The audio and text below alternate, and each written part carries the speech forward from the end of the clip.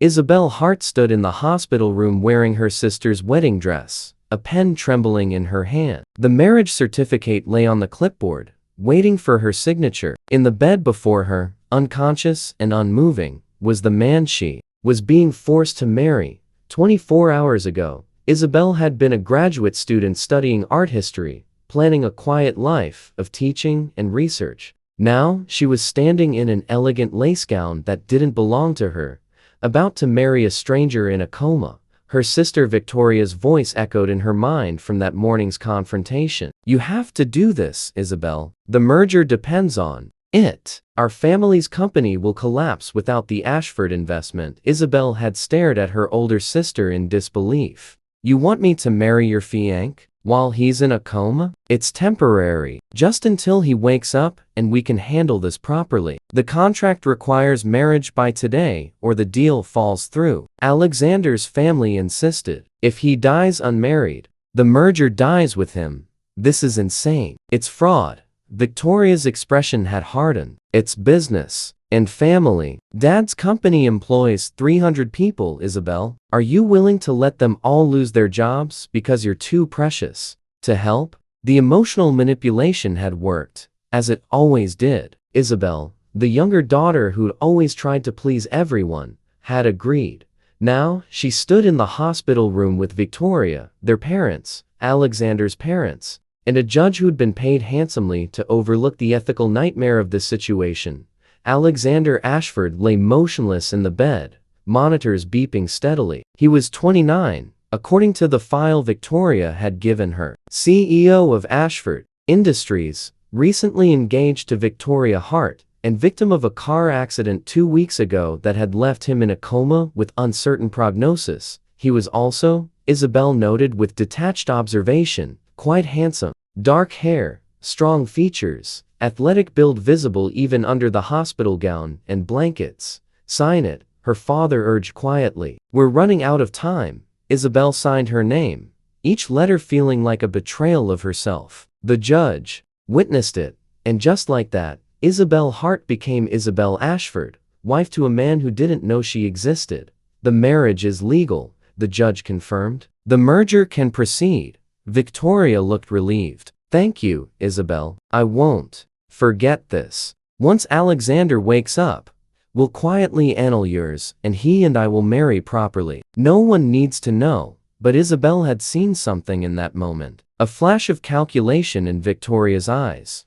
A glance at Alexander's father. This wasn't just about saving the company. Victoria had her own agenda. The family left quickly, business concluded, but something made Isabel stay. She sat in the chair beside Alexander's bed, studying the man she'd just married. "I'm sorry," she whispered. "I'm sorry they're using you this way. Using both of us." She came back the next day, and the day after that. At first from guilt, then from genuine concern. The hospital staff assumed she was his fiancée, the loving bride to be keeping vigil. Isabel didn't correct them. She read to him books about art, history, travel. She told him about her studies, her dreams, the absurdity of their situation. Speaking to someone who couldn't respond became oddly freeing. "Your family seems nice," she said one afternoon, a week after the wedding. "Your mother comes every day. She talks to you about the business, company decisions she thinks you'd want to know about. She clearly respects your opinion." Even now, Isabel had learned a lot listening to Alexander's mother. The merger was more complex than she'd been told. It wasn't just about saving her family's company. It was about combining two businesses into something more powerful, and Victoria had been positioned to gain significantly from it. 2 weeks into the marriage, Isabel was reading poetry when Alexander's hand twitched. She stopped mid-sentence, watching carefully. His eyes moved beneath closed lids. "Alexander, can you hear me?" His eyes opened slowly, unfocused. The monitors began beeping differently. Isabel pressed the call button, and within seconds medical staff flooded the room. Over the next hours, Alexander gradually emerged from the coma, confused, disoriented, but aware. When the doctors finally allowed visitors, his mother rushed in with tears of joy. "Alexander, thank God. We've been so worried." Alexander's voice was hoarse from disuse. What happened? How long? 3 weeks. You were in a car accident, but you're going to be okay. His eyes scanned the room and landed on Isabel, who'd stayed in the corner. Who's that? Isabel's heart sank. The moment of truth. Alexander's mother hesitated. That's Isabel. She's been visiting you every day. Why? The question hung heavy. Isabel made a decision. She walked forward, meeting his confused gaze directly. Because I'm your wife. We got married while you were in a coma. Alexander stared at her like she'd spoken a foreign language. What?